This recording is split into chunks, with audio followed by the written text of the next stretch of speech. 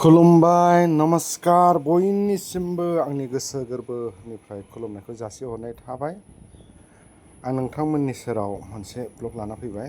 Jorhat university कलेजाव जोंहा लोगोनि फिसाला बेखौ दिनैहाय काउन्सिलिं दं नालाय बे काउन्सिलिंआव मोननाय जाबाय माबायाव इन्जिनियारिंआव। बेनिफ्राय नैबेबो मोनसे कलेज, बेबो जरहाटआवनो। बेनिफ्राय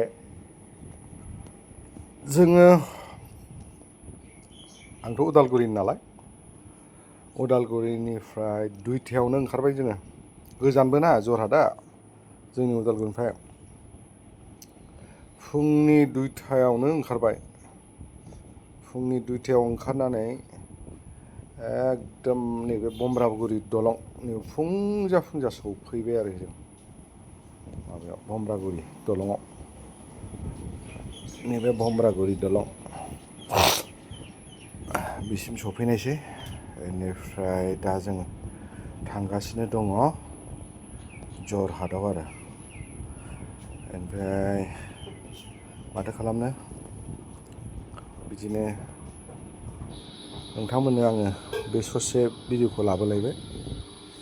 जोबजासिम नायलांगोन होननानै आं मिजिंथिनाय थाबाय।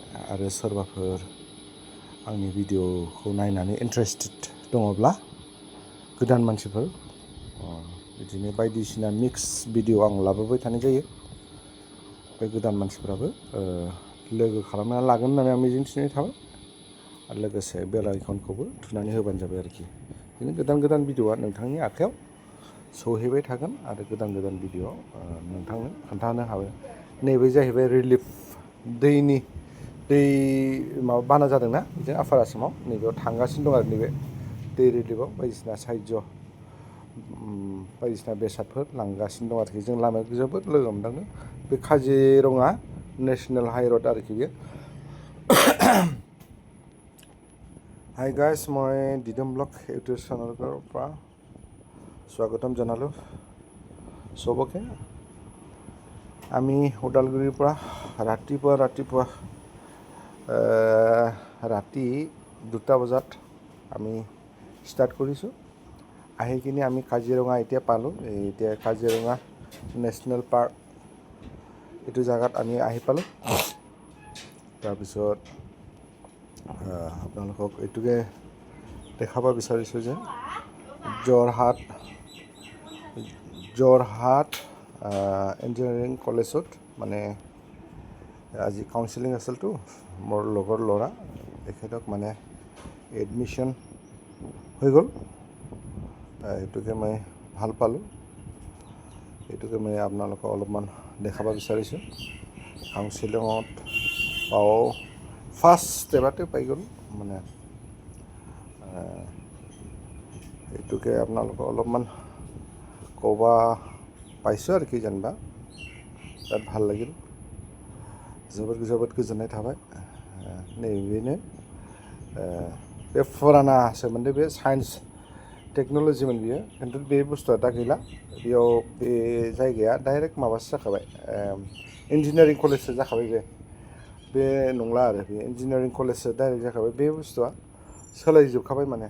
बे फुराना गेटसोमोन, बेनिफ्राय बे साइन्स टेक्न'लजि बिदि गैला बेयाव इन्जिनियारिं कलेजसो जाखाथारबाय।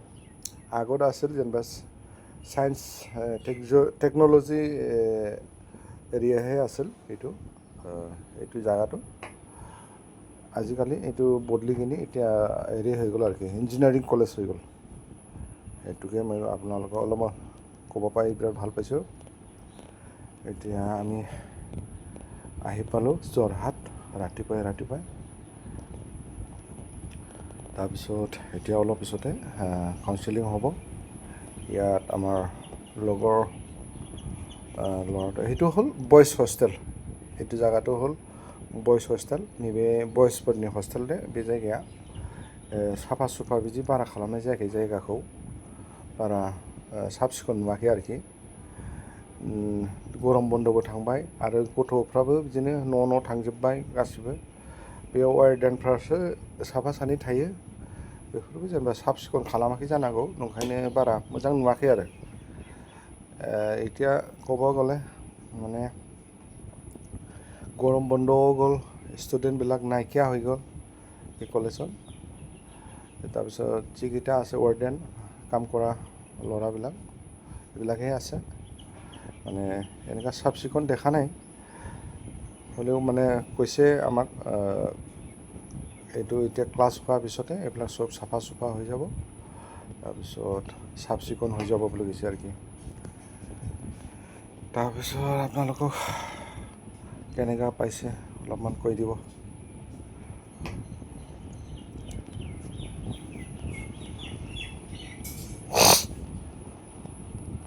नोंथाङाल'सो जादों नालाय दा ओंखायनो दा ओरै बेरायलाबायबाय आरो कलेजआ बेबायदिनो दै बिराद मोजांसो जायगाया साइलेन्ट आरो गोदोनि न'फ्रा दानि गोदान आरो बेयो ने बिराद फुराना नै माबाया बेनो आरो कलेजआ बेयाव फरायनानै मालाय बहुद मानसिफ्रानो इन्जिनियार जाहैबाय बेबायदि आरो दसे बेरायनानै खोन्थाबाय बे क्लासरुम गोजासो ने क्लासरुम गोजा क्लासरुम गोजा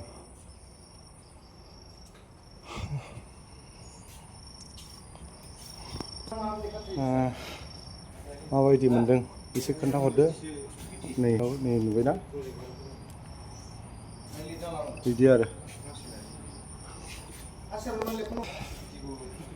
স্বাগতম জনালোঁ মই এতিয়া আহি পালোঁ Jorhat institute of science of technology ইয়াত আহি পালোঁ এইটো হ'ল কলেজ আৰু কি সিহঁতৰ এতিয়া কাউন্সিলিং আছে আজি আমাৰ ভাইটি ল'ৰা ইয়াক মানে এডমিশ্যন কৰিব আহিছোঁ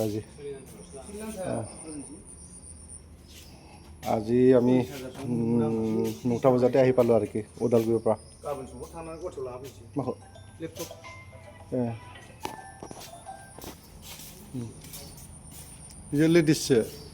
लेडिस जेन्स दं लेडिसबो दं जेन्सबो दं बेयाव बेयाव फिल्ड दं ने मोजांसोलै नै playground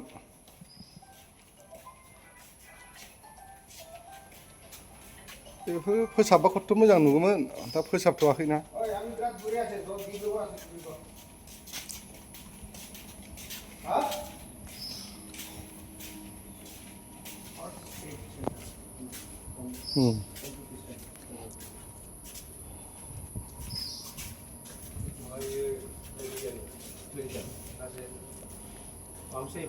First and center.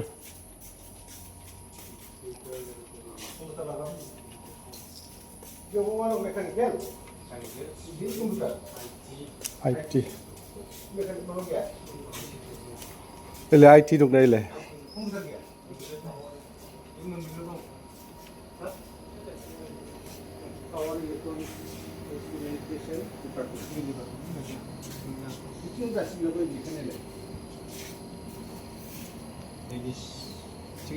Ladies biyo.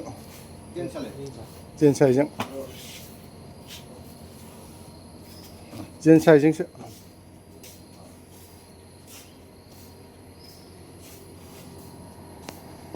which is already instructed to you from Director of Technical Education. So you have the three options: upgrade, freeze, and upgrade within the same institution.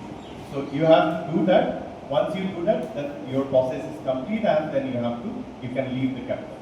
So before document is verified here, another step is there where you have to pay the admission fee, provisional admission fee of amounting to 10,000, which will be paid here in the cash section through UPI only. So these are the Dr. Taballas sir, coordinator, HOD, Power and Electronics Department. Next is our Devasis Das, Assistant Professor, Civil Engineering. Civil Engineering. Mrs. Rovina Dipal, Assistant Professor, ETC, Electronics and Telecommunication Engineer. Then Mrs. Dipsika Bordaloy, Assistant Professor, ETC. And the last one is Dr. Manjusa Sharma, Assistant Professor from Civil Engineer. Thank you. Next.